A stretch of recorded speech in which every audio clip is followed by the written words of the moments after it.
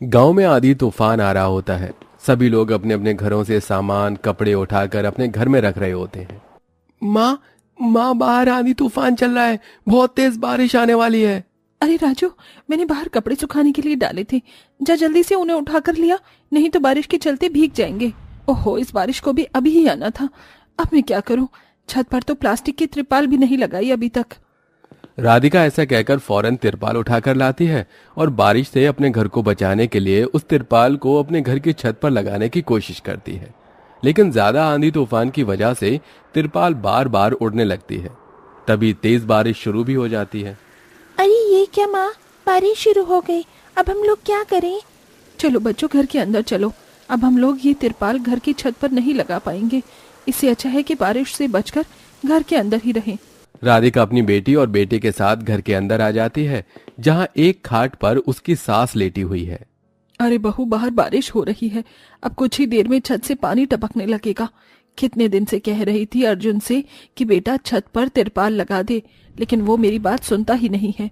कोई बात नहीं माँ जी, जब वो ड्यूटी से आ जाएंगे तो इस काम को कर देंगे, तब तक बारिश भी कम हो जाएगी।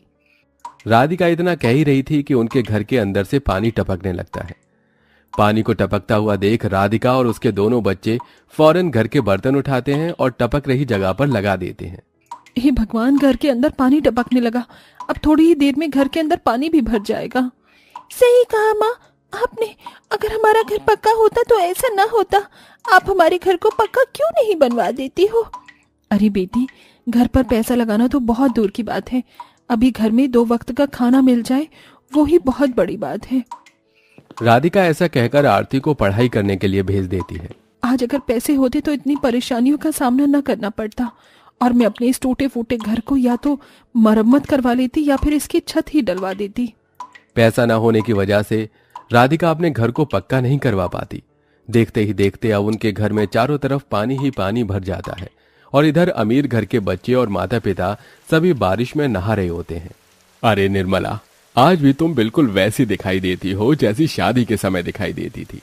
पहली बार जब मैंने तुम्हें देखा था तब भी तुम भीगी हुई साड़ी में थी और बहुत जोरों से बारिश हो रही थी। हाँ, सही कहा तुमने, मुझे भी बहुत अच्छे से याद है वो दिन। इतनी तेज बारिश हो रही थी और तुमने मुझे मेरे घर पर छोड़ा था। बस तभी से मैं तुम्हारी फैन हो गई थी। क्या बात है माँ जी, बाबूजी, आपकी बारिश तो कुछ कमाल की हिक थी। हमारी बारिश इसके आगे कुछ भी नहीं है। माँ मुझे बॉल दो ना, मुझे बॉल से खेलना है। मैं भी तुम्हारे साथ खेलूंगा। अच्छा बच्चों, ज्यादा देर बारिश में मत खेलना, नहीं तो बुखार भी हो सकता है। जल्दी जल्दी बारिश में नहाकर घर में आ जाना। मैं तो नहा ली, अब मैं जा रही हूँ।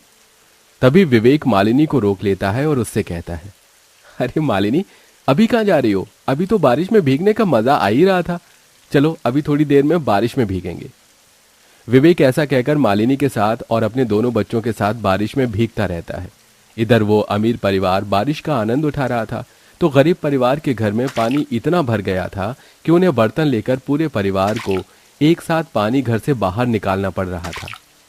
कोई बात नहीं, सब कुछ ठीक हो जाएगा। कब क्या ठीक होगा? जब जब बारिश आती है हमारी यही आफत हो जाती है। जब पैसे आएंगे तो हम इस मकान को पक्का कर देंगे। राधिका ऐसा कहकर सभी का हौसला बढ़ा रही होती है। पूरा परिवार बहुत ज्यादा परेशान था। जब जब बारिश होती है तो गरीब लोगों के साथ ऐसा ही होता है। किसी गरीब की पक्की छत नहीं होती तो किसी के घर में सीधा पानी भर जाता है। शाम के वक्त जब अमीर बच्चे राजू और आरती को घर से पानी निकालते हुए देखते हैं तो उनके ऊपर हंसने लगते हैं। अरे ये क्या, तुम्हारे घर में तो पानी भर गया है। पता है हमारे घर में चाहे जितनी भी बारिश हो जाए कभी भी पानी नहीं भरता। आप पानी कब तक निकालते रहोगे? चलो खेलने चलते हैं। हम नहीं खेलेंगे, हमें ये सारा पानी बाहर निकालना होगा, नहीं तो रात को सोने के लिए जगह नहीं बन पाएगी। हाँ, राजू ने बिल्कुल सही कहा, तुम दोनों जाकर खेल लो। इधर सोनू और श्रेया बारिश में पानी से खेल रहे होते हैं तो इधर आरती और राजू अपने घर से पानी निकालते हैं, लेकिन बारिश रुकती ही नहीं। वो बहुत ज्यादा थक जाते हैं, जिसके चलते थोड़ी देर बैठ जाते हैं। अब तुम दोनों थोड़ी देर आराम से बैठ जाओ। मैं तुम्हारी मदद करता हूँ, हम दोनों निकाल देंगे सारा पानी। राधिका और अर्जुन दोनों पति पत्नी मिलकर अपने घर से पानी निकालते हैं। जैसे जैसे बारिश खत्म होती है वो पानी निकालकर अपने घर को सुखा लेते हैं। हमें सरकार से बात करनी चाहिए। अगर हमें लोन मिल जाए तो हम अपने मकान को पक्का कर लेते हैं। सरकार ऐसे लोन नहीं देती, लोन मिलना बहुत मुश्किल है, और फिर अगर हमने लोन ले भी लिया तो उसे चुकाएंगे कैसे? आपने बिल्कुल सही कहा। पूरा परिवार इसी बारे में सोचता हुआ रात बिता देता है। और यहाँ अमीर परिवार बारिश में नहाने के बाद ठंडी ठंडी आइसक्रीम खाते हैं और बाहर से खाना ऑर्डर करते हैं। आज खाना बाहर से ही खाएंगे, मैं आज खाना नहीं बनाना चाहती, मैं थक गई हूँ। मालिनी के कहने पर विवेक सभी के लिए बाहर से खाना ऑर्डर कर देता है। अमीर परिवार बाहर से खाना मंगवा कर खाते हैं और कुछ ऐसे ही छोड़ देते हैं जो उनसे खाया नहीं जाता। तो यहाँ गरीब परिवार के घर का चूल्हा गीला होने की वजह से खराब हो जाता है और उनके घर पर चूल्हा जल ही नहीं पाता। अब मैं क्या करूं? चूल्हा भी नहीं जल रहा। एक के बाद एक परेशानी आती ही रहती है। शकुंतला इधर से उधर कुछ ईंटें इकट्ठा करती है और उन्हें जोड़कर चूल्हा तैयार करती है। मिट्टी वाला चूल्हा तो खराब हो गया, लेकिन ये ईंट का चूल्हा खराब नहीं होगा। इस तरह राधिका उस पर खिचड़ी बनाकर सभी को खिलाती है। रात को फिर से धीरे धीरे बारिश होने लगती है। जैसे तैसे तो उन्होंने घर से पानी निकाला था, अब फिर से उनकी छत टपकने लगती है। उनकी रात बहुत मुश्किलों से बीतती है। अपनी ये सारी परेशानी देखकर राधिका अपनी पड़ोसन मालिनी के घर आती है। मालिनी दीदी, हमारे घर की छत बहुत कच्ची है। बारिश के चलते छत से पानी टपकता है और घर में भर गया है। बहुत परेशानी हो गई है। बारिश में हमें कुछ पैसे उधार दे दो, हम अपने घर की छत का थोड़ा काम करवा लेंगे। काहे के पैसे दे दो? पैसे क्या पेड़ पर उगते हैं? मेरे पास कोई पैसे वैसे नहीं है। चली जाओ यहाँ से और दोबारा यहाँ मत आना। मालिनी ऐसा कहकर राधिका को वहां से भगा देती है। राधिका को बहुत बुरा लगता है और वो चुपचाप वापस अपने घर आ जाती है और इसके बाद इसके बारे में किसी को बताती तक नहीं। ऐसे ही कुछ दिन बीतते हैं और अब राधिका को एक दरोगा के पास मजदूरी का काम मिल जाता है। चलो 2-4 पैसे आएंगे तो उनमें से पैसे बचाकर घर पर रेत सीमेंट डलवा दूंगी और हो सका तो अपने पति के साथ मिलकर खुद ही छत की मरम्मत कर लूंगी। राधिका काम करने लगती है और काम करके वो जो पैसे कमाती है उनमें से वो घर का खर्चा भी चलाती है और कुछ पैसे बचाने की कोशिश भी करती है। जो पैसे वो बचाती है उन पैसों से वो रेत, बदरपुर और सीमेंट खरीद लेती है, जिसके चलते वो खुद अपने पति के साथ मिलकर अपनी छत की मरम्मत धीरे धीरे करने लगती है। ऐसे ही धीरे धीरे उनकी घर की मरम्मत हो जाती है और अब उनके घर में पानी टपकना बंद हो जाता है। लेकिन इधर अमीर घर पर छापा पड़ जाता है। जिस जमीन पर उनका घर था वो गैर कानूनी जमीन थी। देखो, अब तुम्हें यहाँ से ये घर खाली करना होगा। ये घर सरकार की जमीन पर बना हुआ है, इस पर तुम्हारा अब रहने का कोई अधिकार नहीं है।